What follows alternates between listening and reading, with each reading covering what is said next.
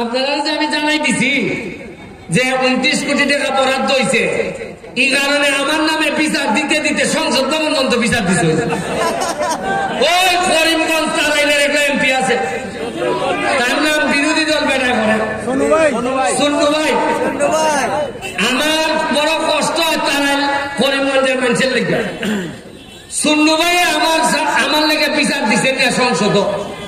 ওইটা যে মাননীয় স্পিকার, এই যে একটা লোক সব হিসাব দিলাম, আপনার ইজ্জত থাকে না। আমি জীবনে পাই বলছি না, আপনারা টেকা, আপনারা কইতাছে আমি পাই টেকা, আপনারা আইছে, আপনারা আমার কইতা কেমনে খরচ করছো জানাও, টেকার হিসাব দেও। আমি এই কথা কইছিলাম দেখিয়া আমার নামে বিচার মহান সংসদ। আর আমি জিগাই তুমি বিরোধী দল, তুমি সরকারের বিরোধিতা করতে, তুমি আমার বিরোধিতা করো কিতা?